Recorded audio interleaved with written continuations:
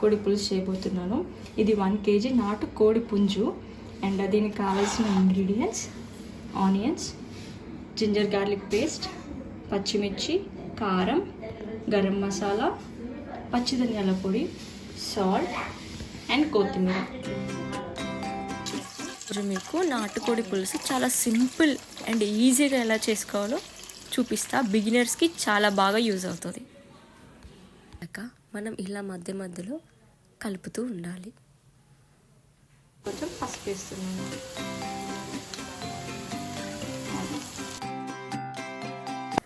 నేను ఆ 1 kg chicken వేసుకుంటున్నాను.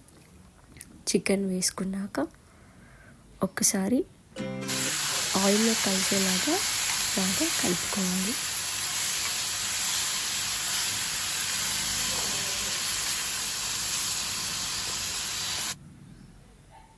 మీరు స్టార్టింగ్ అబ్జర్వ్ చేసినట్టయితే చాలామంది ఆయిల్లోనే బగారా సామాన్లు వేస్తూ ఉంటారు.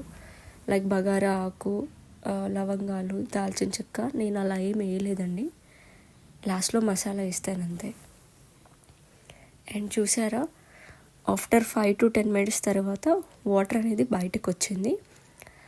ఆ వాటర్ అంతా పూర్తిగా పోయేంత వరకు చికెన్ దాంట్లోనే మగ్గిస్తూ ఉండాలి.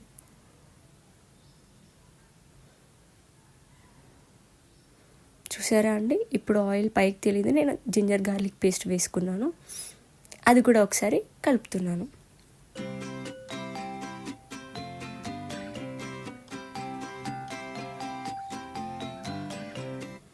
ముక్కలకి బాగా పట్టేంత వరకు కలపాలి. ఆఫ్టర్ 5 minutes కారం,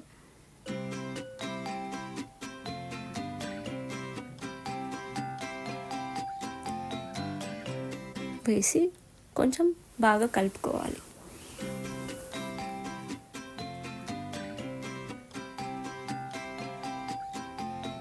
ఆ తరువాత రుచికి సరిపడా సాల్ట్.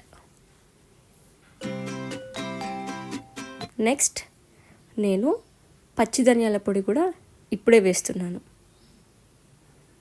ఇప్పుడు వేస్తేనే ముక్కలకి బాగా పడుతుంది. తర్వాత నేనైతే ఫస్ట్ ఒక 1/2 లీటర్ వాటర్ యాడ్ చేస్తున్నాను. ఇంకొక 250 ml వాటర్ కూడా యాడ్ చేస్తున్నాను.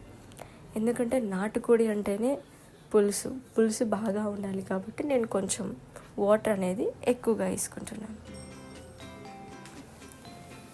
తరువాత ఒక 10 minutes తర్వాత చూడండి, ఆ వాటర్లో ఆ పులుసులో ముక్కలు ఎలా మగ్గుతున్నాయో. నాకైతే స్మెల్కే తినాలి అనిపించిందండి. అండ్ ముక్క కూడా ఆల్మోస్ట్ ఉడికిపోయింది. చాలా లేతగా ఉంది అనుకుంటాను చికెన్. అండ్ తర్వాత నేను గరం మసాలా యాడ్ చేసుకున్నాను. ఆ తర్వాత కొంచెం కొత్తిమీర యాడ్ చేసుకుని కలుపుకున్నాను. ఈ నాటుకోడి పులుసు పూరీలో, చపాతీలో, ఇంకా రైస్లో చాలా బాగుంటుంది. మా ఇంట్లో మేమైతే అందరం చాలా ఇష్టంగా తింటాం. చూసారా, నేను ఎంత సింపుల్గా చేశానో నాటుకోడి పులుసు. మీరు కూడా ఇలా డెఫినెట్గా ట్రై చేయండి. నేను చెప్పినట్టే బిగినర్స్కి ఇది చాలా బాగా యూజ్ అవుతుంది.